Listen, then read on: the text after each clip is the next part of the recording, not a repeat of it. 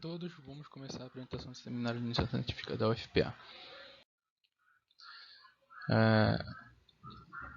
Nós vamos apresentar o trabalho dos estudos das propriedades eletrônicas e ópticas dos isótopos do carbono e análogos do grafeno. Meu nome é Rafael França Macedo, sou aluno de Geologia. O orientador desse trabalho é o professor Dr. Carlos Alberto Brito da Silva Júnior. Bom, aqui nós vamos falar um pouco sobre a introdução do trabalho, as moléculas usadas, os objetivos, materiais, as estruturas investigadas e os resultados. Por fim, conclusões, agradecimentos e referências.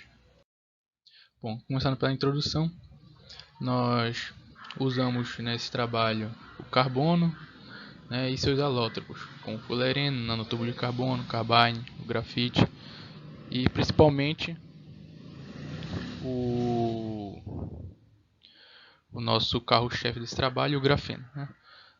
Essas estruturas promoveram o desenvolvimento de novos dispositivos tecnológicos em escala nanométrica, tendo como das utilidades, por exemplo, potencial aplicação nas baterias de íon lítio. Entre materiais alótropos da base de carbono estão o próprio grafeno e o psigrafeno. Essas estruturas são formadas por 5, 8 e 5 anéis de carbono, no caso do próprio grafeno, e 5, 6 anéis de carbono, no caso do psigrafeno. Essas estruturas possuem propriedade dinâmica, térmica e eletrônica estável, o que facilita os nossos cálculos de estrutura de banda nessa área de estado, nesse trabalho. Usando as células unitárias do próprio grafeno e psigrafeno, propusemos então a heterojunção pop-psigrafeno, que foram otimizadas no pacote Avogadro.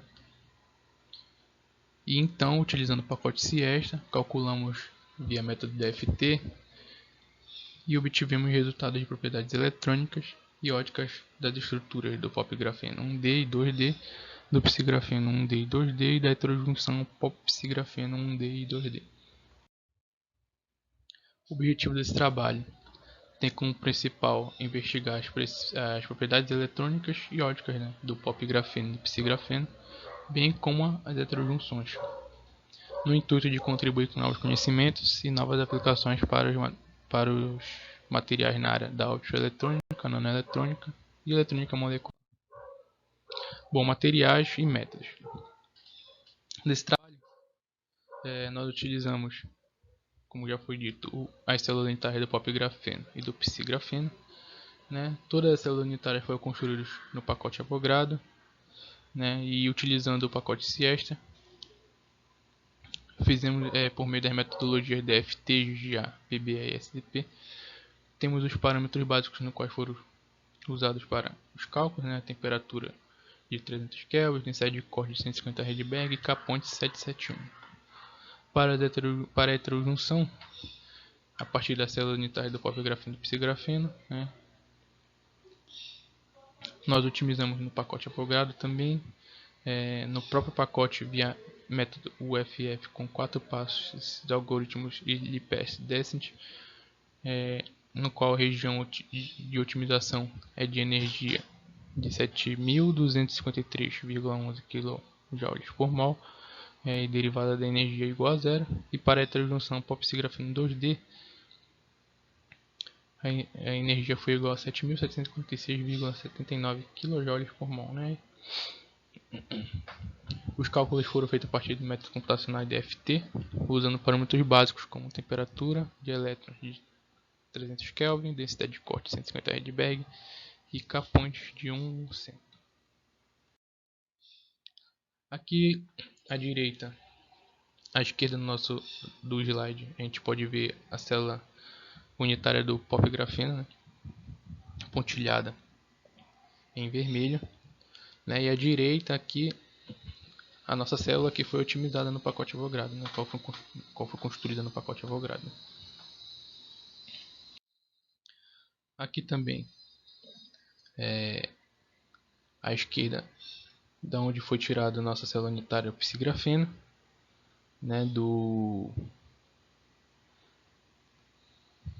e ao lado à direita indicado pela seta. Aqui a gente construiu também no pacote Avogadro a célula unitária, ao lado das medidas de comprimento e largura da nossa célula. E aqui as nossas quatro células, na figura 3, figura 3A, pop grafeno, figura 3B, psigrafeno, e as outras duas figuras, pop grafeno, já são o pop grafeno hidrogenado e o psigrafeno também hidrogenado, que nós chamamos de nanorribo. Aqui nossa estrutura proposta, a heterojunção psi-pop grafeno. A figura 4.A, indicada pela heterojunção pop-psigrafeno 2D, e a figura 4B é a nossa heterojunção pop-psigrafeno 1D. Bom, os resultados. Foram calculadas as estruturas de banda e de DOS do pop-grafeno e psigrafeno, para ambas as células. As estruturas de banda são calculadas em cima dos caminhos gama x, z, y, gama z. Além disso, obtivemos resultados para os cálculos de espectro óptico, calculados no intervalo de 0 eV a mais 5 eV, com 501 pontos, e por meio das curvas reais imaginários, por meio da curva real imaginário e energia de fóton, obtivemos os cálculos de propriedades ópticas, no caso o espectro óptico.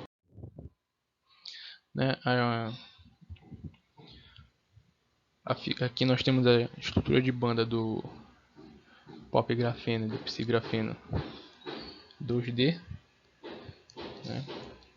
Os cálculos das estruturas de banda do pop grafeno e do psigrafeno nos mostram o cruzamento das bandas de valência e condução, provando o comportamento metálico, tanto do pop grafeno, e quase metálico do psigrafeno. Nesse caso, um isolante topológico, pois ele cruza número ímpar de 3 vezes no nível de Fermi. O nível de Fermi é indicado no zero com uma linha vermelha. Para os materiais hidrogenados, no caso das figuras C e D, o pop grafeno nanorribo apresenta número par de cruzamentos, nesse caso 12 vezes, a figura C do pop grafeno, mantendo o caráter metálico, assim como ocorre no pop grafeno 2D. Já na figura D, o psigrafeno nanorribo tem um comportamento de semicondutor, pois não há um cruzamento ao longo do nível de Fermi nos caminhos gama x, z, y, gama z. A seguir nós temos o resultado da DOS, das estruturas do pop grafeno, do psigrafeno e do pop grafeno nanorribo e psigrafeno nanorribo. A DOS ela apenas ratifica os resultados das estruturas de banda, e os picos próximos ao nível de Fermi, no caso 0, indicam que os materiais possuem uma capacidade excelente de condução, no caso do pop grafeno e do psigrafeno, e do psigrafeno nanorribo. Aqui nós fizemos os cálculos de propriedade óptica, e é apresentado que o pop grafeno nanorribo tem uma maior constante dielétrica real, na parte real, de aproximadamente 350 ao longo do eixo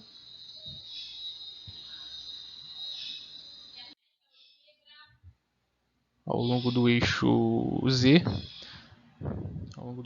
e de aproximadamente 50 em comparação com as demais células, na qual exibe independência na coordenada x, na qual não exibe uma dependência na coordenada x. Os picos da parte imaginária, como a gente pode ver, apresentam as transições interbandas, sendo que o pop grafeno e o pop grafeno nanorribo apresentam picos na faixa do visível e o psigrafeno nanorribo apresentam picos na faixa do ultravioleta. Ao longo dessa faixa, a gente tem a medida de entre 3 e 5, na energia de fóton. Já na nossa figura 8, nós podemos ver que aqui já são os resultados da heterojunção, que exibe o comportamento das partes reais imaginárias do nosso pó psigrafeno 2D e do pó psigrafeno 2D, no caso nanorribo, com constantes reais máximas de 27,6 e 24,06, respectivamente. Assim como para as células unitárias, o eixo X não mostra nenhuma dependência, e já na parte imaginária, os picos se mostram principalmente na faixa do infravermelho, tanto para a estrutura 1D quanto para a estrutura 2D. Bom, por fim, as conclusões. Nós podemos tirar dos resultados que as estruturas das células unitárias do pó grafeno e psigrafeno apresentam comportamento metálico, assim como indicado na literatura, e do psigrafeno um isolante topológico, caso quase metal, E a gente pode ver essa variação de comportamento quando nós hidrogenamos as duas estruturas. O comportamento óptico do pó grafeno nanorribo é o maior por conta da constante dielétrica real, ao longo do eixo YZ, em comparação com as demais estruturas, tanto o pó grafeno não hidrogenado quanto o psigrafeno hidrogenado e o não hidrogenado. Os picos na parte imaginária da constante dielétrica representam a nossa transição interbandas, o que indicam que o pó grafeno e o pó grafeno nanorribo apresentam maiores picos na faixa do visível, e a nossa célula do psigrafeno e do psigrafeno nanorribo apresentam maiores picos na faixa do ultravioleta do espectro magnético. Já a nossa heterojunção tem máximos de 27,6, 27,26 e 24,06, respectivamente para o pó psigrafeno, para a heterojunção pó psigrafeno e para a heterojunção pó psigrafeno nanorribo. Já na parte imaginária da constante dielétrica, os picos se mostram principalmente na faixa do infravermelho. A conclusão que nós tiramos é que, portanto, essas estruturas são excelentes materiais para a construção de novos dispositivos eletrônicos e óptico-eletrônicos. E por fim, nós queremos agradecer a Universidade Federal, o CNPq e a Propesp por disponibilidade de recursos para a produção do projeto. Aqui nós temos o nosso artigo que foi feito recentemente na Molecular Physics, tunelamento de transporte eletrônico no sistema 1D. E aqui a apresentação das nossas referências bibliográficas.